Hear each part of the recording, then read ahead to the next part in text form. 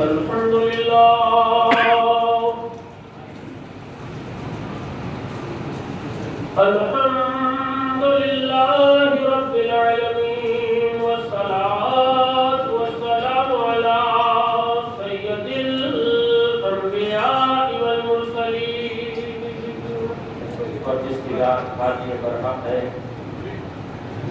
مقدس درود و سلام وجہ تبلیغ کائنات، نور خدا، افضل الانبیاء، رحمت للعالمین، مراد المشتاقین، راحت العاشقین، حضور محمد مصطفیٰ صلی اللہ علیہ وسلم. جیسا کہ آپ تمام اس بات سے بخوبی واقف ہیں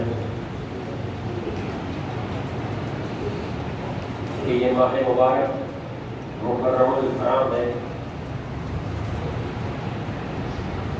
یہ ماہ مبارک اسلام کا سب سے پہلا مہینہ ہے. یہ ماہ مبارک کا جب کبھی نام آ جاتا ہے تو لوگوں کے ذہنوں میں اور دلوں میں صرف حسین حسین ہو جاتا ہے. اس محرم کی نسبت امام علی مقام سیدنا حسین علیہ السلام سے کچھ ایسی ہو چکی ہے کہ کچھ لوگ ایسے بھی ہیں کہ جو محرم کے آنے سے پہلے محرم کا دردمندانہ استقبال کرتے ہیں. کچھ لوگ ایسے بھی ہیں جو ماہ محرم کا مکمل پورا مہینہ ایک ماتم اور غم کی کیفیت میں کرتے ہیں. یہ اور بات ہے کہ رائے مختلف ہے، سوچ الگ الگ ہے، لیکن ایمانداری کا تقاضا یہ ہے کہ جہاں کہیں بھی حسین کا نام آ جائے، صرف شیعان علی کو ہی نہیں بلکہ ملت اسلامیہ کے ہر مسلمان پر حسین کا غم کرنا لازم آ جاتا ہے. کیونکہ ابھی جس آیت کلام لائق کی میں نے تلاوت کی ہے، جس میں اللہ تبارک و تعالیٰ نے ارشاد فرمایا، کون ارشاد فرما رہا ہے؟ خالق کائنات ارشاد فرما رہا ہے. کہاں پر ارشاد فرما رہا ہے؟ قرآن کریم میں ارشاد فرما رہا ہے. کون سی قرآن کریم جس کے متعلق اللہ تبارک و تعالیٰ نے فرمایا لو انزلنا هذا القرآن على جبل لرأيته خاشعا متصدعا من خشیۃ اللہ. یعنی اللہ خود قرآن کی عظمت کو اجاگر کرتے ہوئے ارشاد فرما رہا ہے کہ اگر ہم اس کلام کو پہاڑوں پر نازل کر دیتے تو اس کی جلال اور خشیت سے پہاڑ ریزہ ریزہ ہو جاتے. معلوم یہ ہوا خدا کو قرار ملا، قرآن کو قرار ملا تو محمد رسول اللہ کے قلب عظمت ملا. بات خاص ہوتی ہے تو اس کی خصوصیت کا عالم بھی ہوتا ہے کہ دلوں کی طہارت ہو جاتی ہے. ہر محفل کا ایک اپنا تقاضا ہوتا ہے، مگر جہاں کہیں حسین کی بات ہوگی، جہاں کہیں امام علی مقام کی بات ہوگی، جہاں کہیں بھی اہل بیت اطہار کی بات ہوگی، وہاں پر صرف یہی مطالبہ ہوگا. یہ نہیں پوچھا جائے گا کہ تم کون ہو، یہ پوچھا جائے گا کہ کیا تم حسینی ہو. حسین کا تذکرہ، حسین کا ذکر ہماری روحوں کو جلا دیتا ہے. اسلام کو فروغ ملا تو امام حسین کی شہادت سے. بات کھلی ہے، سمجھ میں آنے والی ہے. بات کھلی ہے، سمجھ میں آنے والی ہے کہ اگر ایمانداری کرنا ہو، ایمان کے تقاضے کو مکمل کرنا ہو تو حسین کے قدم کو تھامنا ضروری ہے. جب تک کہ حسین کے قدم کو تھامے نہیں، ایمانداری میسر نہیں ہو سکتی، نیکوکاری میسر نہیں ہو سکتی، پرہیزگاری میسر نہیں ہو سکتی. کیونکہ حسین وہ حسین ہے جس نے پیغمبر کے کھانوں پر اپنی سواری کا مظاہرہ فرمایا. کسی صحابی نے دیکھ کر کہا کہ یا رسول اللہ سواری تو بڑی پیاری ہے، قربان جائیے آقائے محمد رسول اللہ صلی اللہ علیہ وسلم کے. آپ نے فرمایا کہ اے میرے صحابی، کیا تو یہ نہیں دیکھ رہا ہے کہ سواری کتنی شاندار ہے؟ تو آج حلقہ چنچل گڑا میں مرتضیٰ صاحب کی مسجد میں والدین کی ہے تو ایمانداری کا تقاضا یہ ہے یہاں جو بھی آئے اور یہاں جو نہ آئے اپنے اپنے گھروں میں جو بیٹھ کر سن رہے ہیں ان کے لیے ایک بات میں ضرور کہنا چاہوں گا، حسین کا تذکرہ اسی وقت سنو جبکہ تمہارے دلوں میں حسین کی بے پناہ محبت ہو۔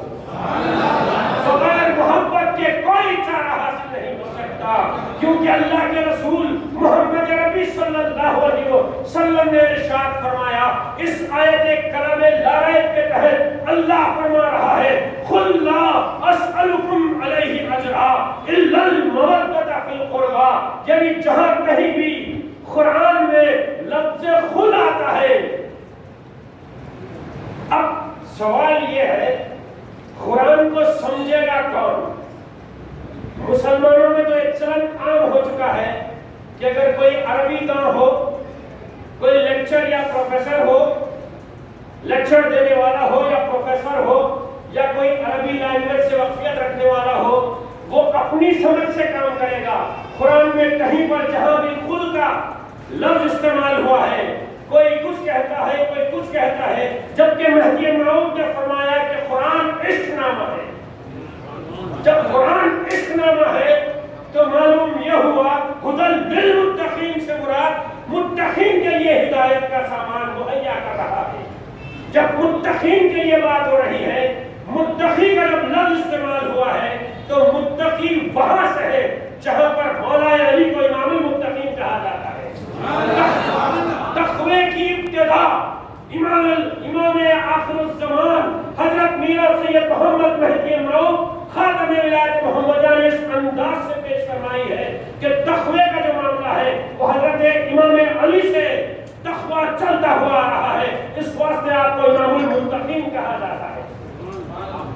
برادران محترم، غور کرنے والی بات یہ ہے کہ آج ہم جس محفل میں تشریف فرما ہے یہ سب حسین کا تصرف ہے، کیونکہ اللہ تبارک و تعالیٰ نے جس انداز سے قرآن میں ارشاد فرمایا خل، کہہ دیجئے اے محبوب صلی اللہ علیہ وسلم، جہاں پر کوئی بھی خطیب یا مقرر یا کوئی مفسر یا محدث خل کو اس انداز سے اگر پیش کرتا ہے تو سمجھ جانا کہ غلام رسول مقبول صلی اللہ علیہ وسلم۔ خل، کہہ دیجئے محبوب صلی اللہ علیہ وسلم، اللہ فرما رہا ہے اپنے حبیب کو، اور حبیب اعلان فرما رہے ہیں مضمون میں کہ اے لوگو اللہ کے اس ارشاد پر غور کرو، یعنی قل لا اسألکم علیہ اجرا، کہہ دیجئے محبوب صلی اللہ علیہ وسلم ان لوگوں سے جن کو آپ کی نسبت سے تمام نعمتیں مہیا ہوئی ہیں، کرم والائے کرم اس رب قدیر کا اللہ بارہا مخلوق انسانی کو اس بات کا احساس کروا رہا ہے کہ تم کو جو بھی مل رہا ہے مصطفیٰ کا صدقہ مل رہا ہے۔ صبح ملی مصطفیٰ کا صدقہ، شام ملی مصطفیٰ کا صدقہ، سانس ملی مصطفیٰ کا صدقہ، دل ملا مصطفیٰ کا صدقہ، حتیٰ کہ رمضان ملا مصطفیٰ کا صدقہ، شعبان ملا مصطفیٰ کا صدقہ، رجب ملا مصطفیٰ کا صدقہ، یہاں تک کہ مصطفیٰ کی عزیز ترین اہل بیت اطہار ملی امت کو مصطفیٰ کے صدقے میں۔ اس واسطے کالی کملی والے مصطفیٰ نے صحابہ کے سوال کے جواب میں آپ فرمایا کہ میری اہل بیت سے مراد علی ہے، فاطمہ ہے، حسن ہے اور حسین ہے۔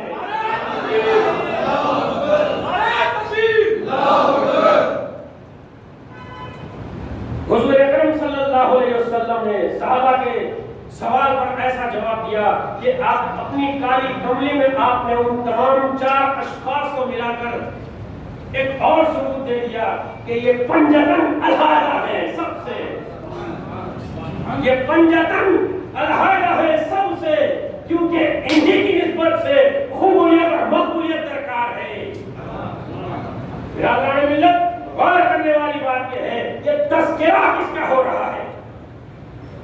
یہ تذکرہ کسی صالح پرہیزگار کا نہیں، یہ تذکرہ کسی ولی اللہ کا نہیں، یہ تذکرہ کچھ ان کا نہیں جو اپنے آپ کو بزرگ سمجھتے ہیں یا بزرگان دین کہتے ہیں، یہ تذکرہ ان کا ہے جو محمد عربی کے نام سے ہے، جس کے تعلق سے محمد رسول اللہ نے فرمایا الحسین منی وانا من حسین۔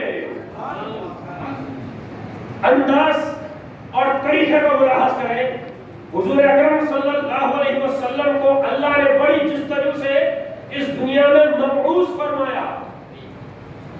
غور کرنے والی بات یہ ہے، ازل سے لے کر ابد تک جو بھی آئیں گے، آدم سے لے کر ایدھم تک سب پیدا ہوں گے، لیکن جہاں پر محمد رسول اللہ کی بات ہوگی وہاں پر خود خالق کائنات نے یہ الفاظ کو استعمال فرمایا ہے کہ حضور کی تشریف آوری ہوگی۔ تشریف آوری سے مراد یہ ہے کہ آپ مبعوث ہوں گے، جلوگر ہوں گے۔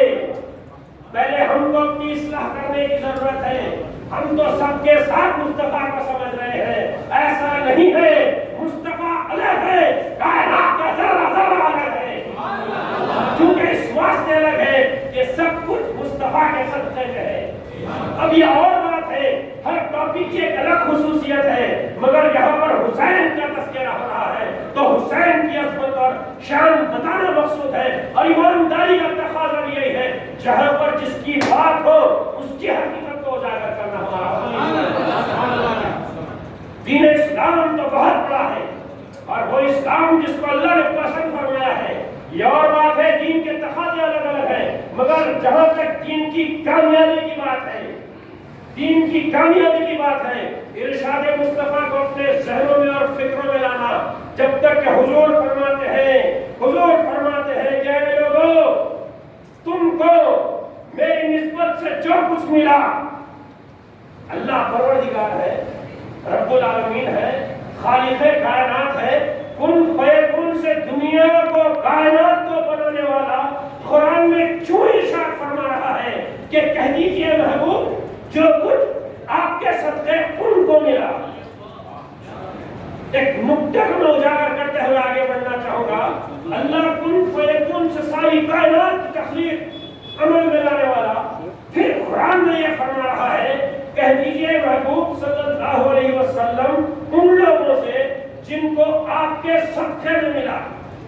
معلوم یہ ہوا خود خدا بھی اصول کے حفظ اور مشقت کا ہوتا ہے، اس راستے کے لیے کئی ایک ضابطوں کی تکمیل کی ضرورت پڑتی ہے، اور وہ ضابطے صبر سے میسر ہوتے ہیں۔ جب تک کہ صبر ہمارے اندر پیوست نہیں ہوا اس وقت تک ہم میں ایثار اور قربانی کا جذبہ میسر نہیں ہو سکتا۔ جب ایثار اور قربانی کا جذبہ ہمارے اندر آیا تو جا کر ہم وہاں پر خدا کے بندے ہونے کا حق ادا کرتے ہیں۔ انعام یافتہ نہیں ہوتے، انعام یافتہ تو بعد میں ہوتے ہیں، انعام یافتہ اس صورت میں ہوتے ہیں جہاں پر قرآن یہ کہہ رہا ہے یا ایھا الذین آمنوا واطیعوا اللہ واطیعوا الرسول صلی اللہ علیہ وسلم۔ اے ایمان والو، تابعداری کرو اللہ کی اور تابعداری کرو رسول اللہ صلی اللہ علیہ وسلم کی۔ جب تابعداری مکمل ہوگی تو جا کر ایمان اور ایمان میسر ہوگا، اس کے بعد کمال اور کامیابی میسر ہوگی۔ یہ کمال اور کامیابی کا جو منصب ہے، یہ کمال اور کامیابی کا جو منصب ہے، میں توجہ کا متمنی ہوں، یہ ایمانداری اور کمال کا جو منصب ہے اس کو تاریخ اسلام میں امامت کے نام سے یاد کیا گیا ہے، امامت کے نام سے یاد کیا گیا ہے۔ اب رہا سوال یزید پلید کا، تاریخ اسلام کا کوئی مورخ، کوئی مصنف، کوئی خطیب یا مخرر ہر وقت جب بھی یزید کا نام آتا ہے تو یزید کی بیعت کرتے ہیں۔ آج میں یہ اعلان کرنا چاہوں گا بحیثیت سید حسینی، یزید کے نام سے بیعت کا لفظ نہیں جڑ سکتا، کیونکہ بیعت تو ایماندار کی ہوتی ہے، بیعت نیکوکار کی ہوتی ہے، بیعت ایماندار اور نیکوکار کی ہوتی ہے۔ جب یزید کا نام آئے گا تو صرف اور صرف رابطہ کا لفظ استعمال ہوگا، یزید سے رابطہ کا لفظ استعمال ہوگا، کیونکہ رابطے کو اختتام ہے، ہوتا ہے اور ختم ہو جاتا ہے، بیعت ختم نہیں ہوتا، بیعت کا تعلق ازل سے لے کر ابد تک ہے، کیونکہ بیعت کی نسبت ولایت محمدیہ سے ہے، اور ولایت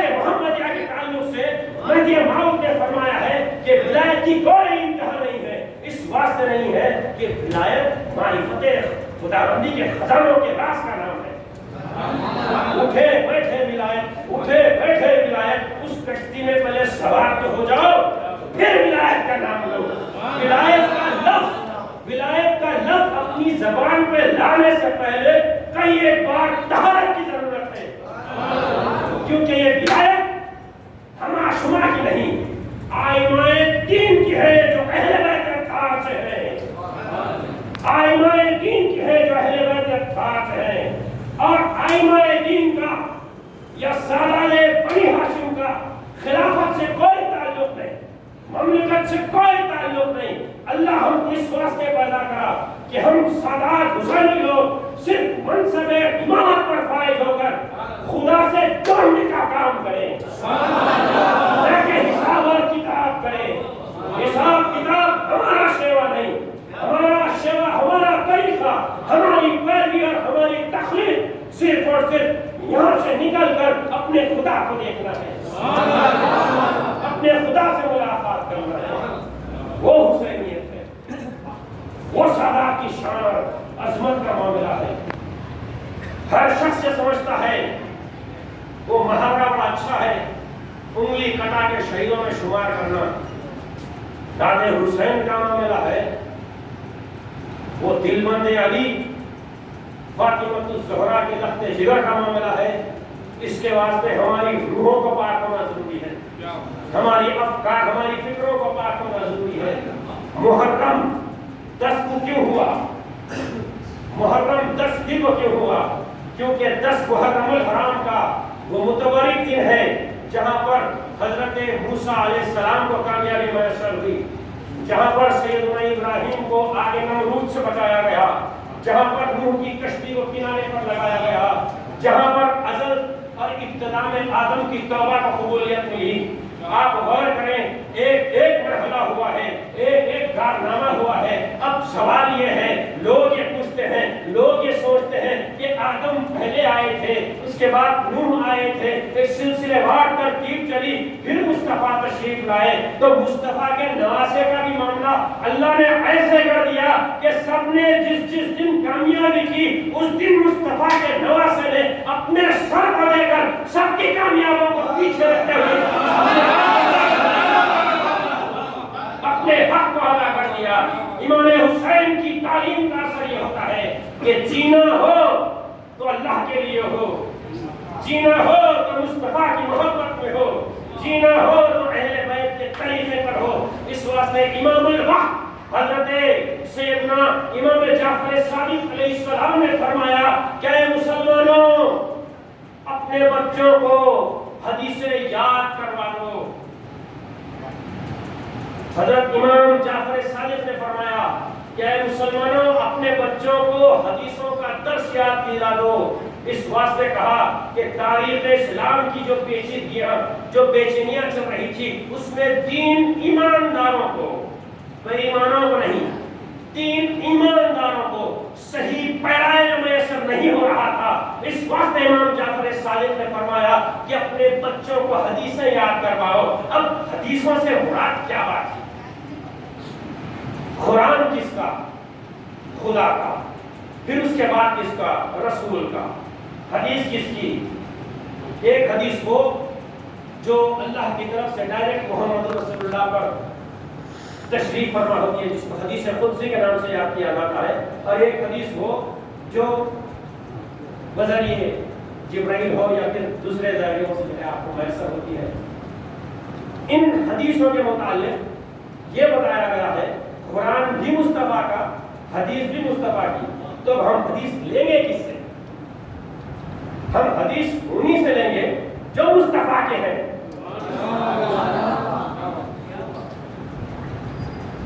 5-7 سال کے بعد میں پھر اس مسجد میں آیا ہوں۔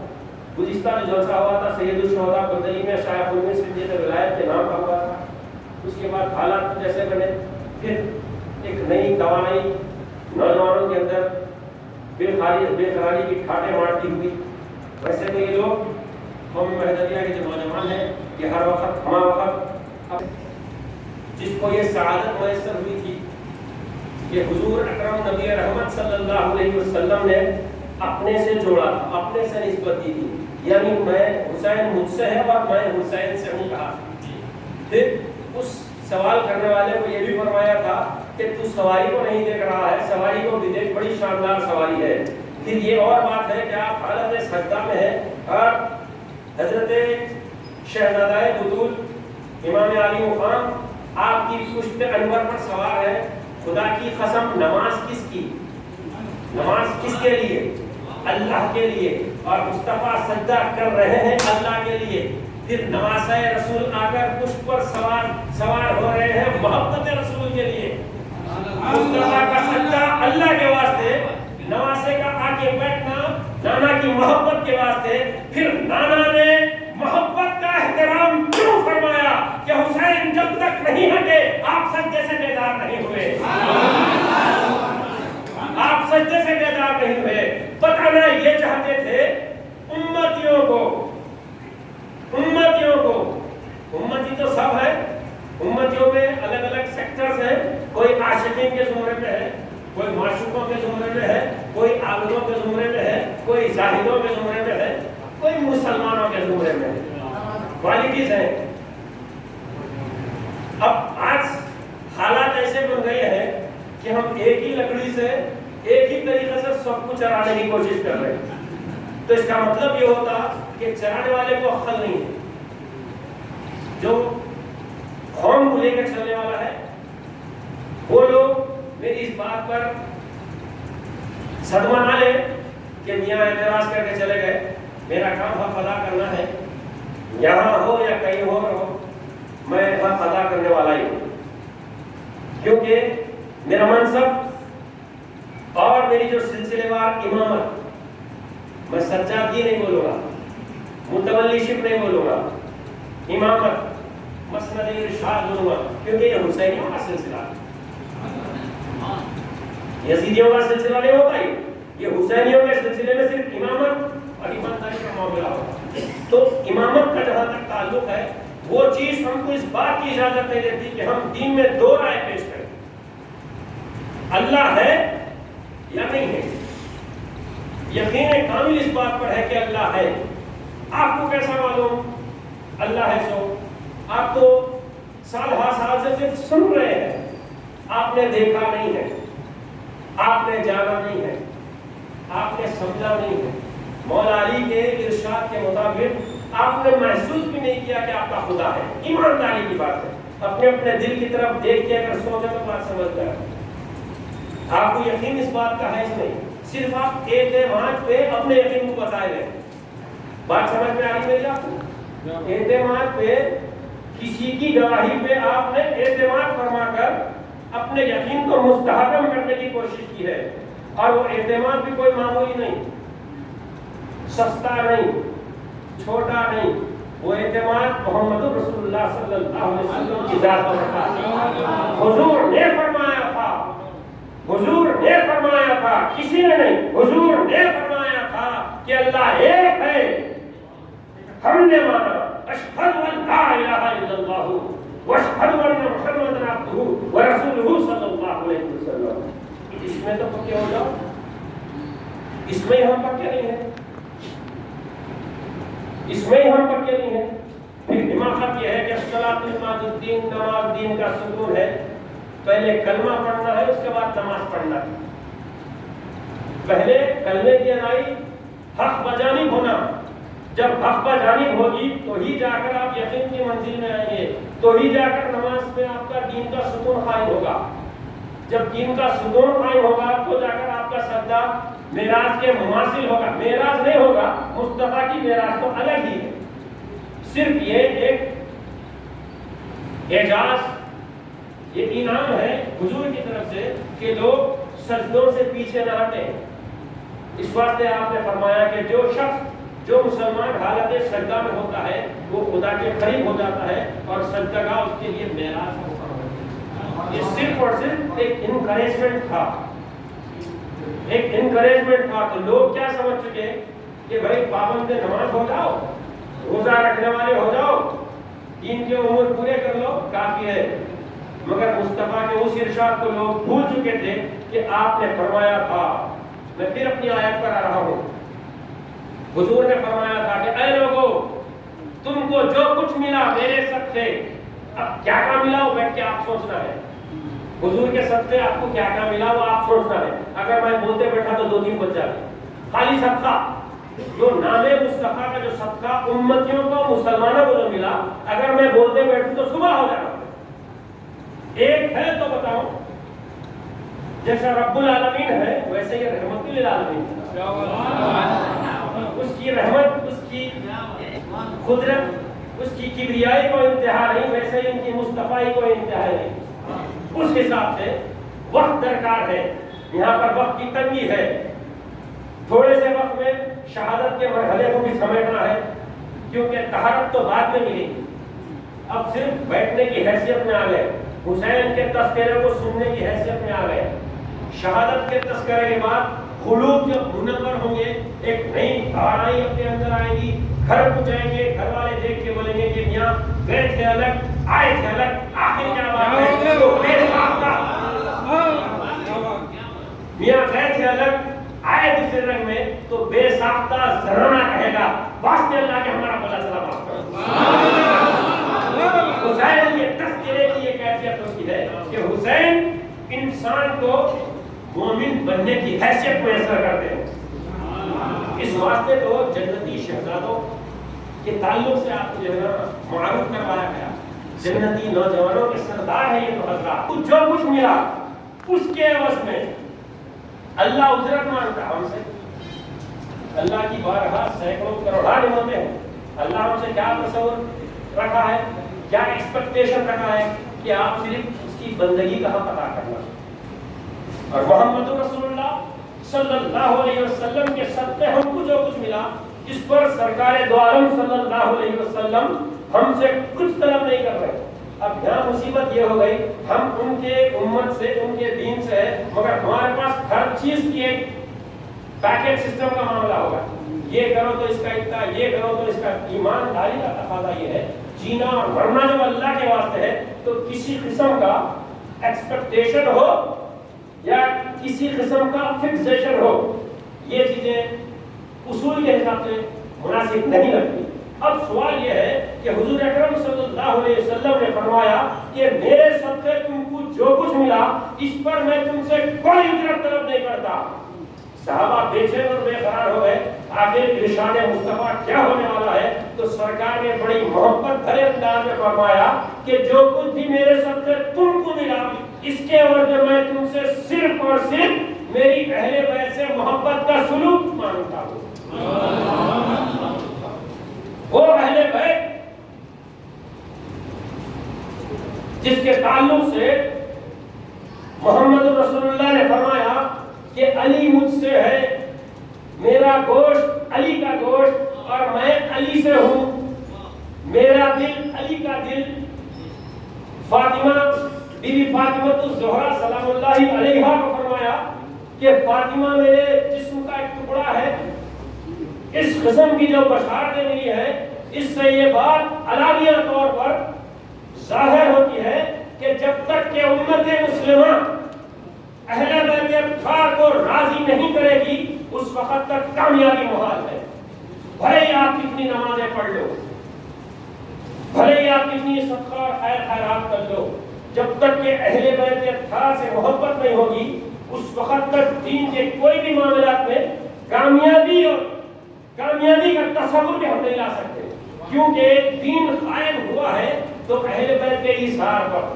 آج اب اپنے آپ کو یا دیگر ممالک کے جتنے سارے مسلمان ہیں کلمہ طیبات، کلمہ توحید جو پڑھ رہے ہیں، وہ کس کا تصرف اور صدقہ ہے؟ معلوم یہ ہوتا ہے علامہ اقبال نے بڑے شاندار پیمانے میں اس بات کا اظہار فرما دیا کہ قتل حسین اصل میں مرگ یزید ہے، قتل حسین اصل میں مرگ یزید ہے، اسلام زندہ ہوتا ہے ہر کربلا کے بعد. تو معلوم یہ ہوا کہ آج ہم کو کلمہ پڑھنے کی جو حیثیت میسر ہوئی ہے وہ امام علی مقام کا تصرف پڑھ سکتا ہے. اب غور کریں کہ سن 60 ہجری کے حالات کچھ ایسے ہو گئے تھے.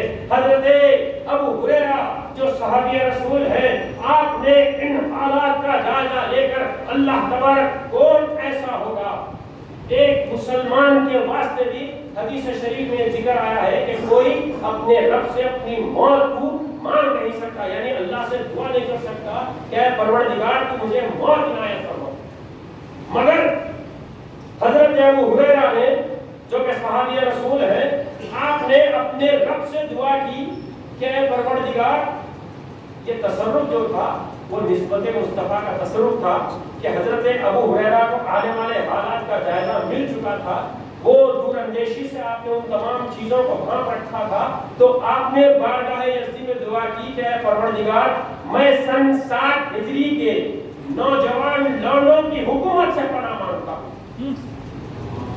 یہ پورا اشارہ یزید کی طرف تھا۔ آج کچھ ایسے مسلمان ہیں کہ وہ یہ سمجھتے ہیں کہ یہ جنگ سیاسی جنگ تھی، ارے یزید کو ایسا نہ کو بولو، ابو ہریرہ بول رہے ہیں، اہل بیت نہیں بول رہے ہیں، کچھ صرف ابو ہریرہ بول رہے ہیں جو بالکل ہی اہل بیت سے غیر تعلق شخصیت ہے۔ آپ فرما رہے ہیں کہ اے پروردگار، مجھے سن 60 ہجری کے نوجوان لوگوں کی حکومت سے پناہ میں رکھنا۔ تو اللہ تبارک و تعالیٰ نے آپ کی دعا کو قبول فرمایا اور آپ کو سن 60 ہجری سے پہلے ہی وفات پا گئے۔ اب جب سن 60 ہجری کے جب حالات کی طرف ہم جاتے ہیں تو بات سمجھ میں آتی ہے کہ امام عالی مقام حضرت حسین علیہ السلام کا کبھی بھی یہ خیال نہیں تھا کہ آپ جنگ کے معرکے میں جاتے۔ دیگر صحابہ سے آپ کی جب ملاقات ہوئی تو آپ نے مشورہ کیا، صحابہ نے آپ کو روکا تو آپ نے فرمایا کہ میں جنگ کا ارادہ رکھتا ہی نہیں ہوں، میں تو امن پرست ہوں، کیونکہ امن پرست جو ہوتے ہیں ان پر اللہ کی امان ہوتی ہے۔ جو لوگ امن پرست ہوتے ہیں ان پر اللہ کی امان اور حصار ہوتا ہے، اللہ کی حفاظت وہ لوگ رہتے ہیں، تو ان کا خیال ہر وقت اپنے رب کی طرف ہوتا ہے۔ جن کا خیال اپنے رب کی طرف نہیں ہوتا وہ مخلوق کے تماشے، مخلوق کے کاموں میں جو ہے الجھ کر اپنی زندگیوں کو تباہ اور برباد کر دیتے ہیں۔ تو ہر وقت ہم کو ضرورت اس بات کی ہے کہ ہم اپنے خیال کو خدا کی طرف رکھیں۔ جب تک کہ ہمارا خیال خدا کی طرف نہیں ہوگا اس وقت تک ہم کو کامیابی میسر نہیں ہو سکتی۔ بہرحال حالات کا جائزہ لیتے ہوئے تاریخ کے اور آپ کو پلٹتے ہیں اور حالات کربلا کی طرف ہم رجوع کرتے ہیں تو ایک نیا نیاز ہم کو میسر ہوگا۔ تو غور کرنے والی بات یہ ہے، امام عالی مقام کو جب یہ یزید کی طرف سے اس مدینے کے گورنر کی طرف سے یہ حکم صادر ہو گیا کہ یا تو یزید سے رابطہ کرو، ہر شخص سے کہتا ہے جب کبھی محرم یا شہادت کا ذکر ہوتا ہے تو ہر شخص، ہر خطیب اور مخرر یہ کہتا ہے کہ یزید نے فلاں کو کہا تھا کہ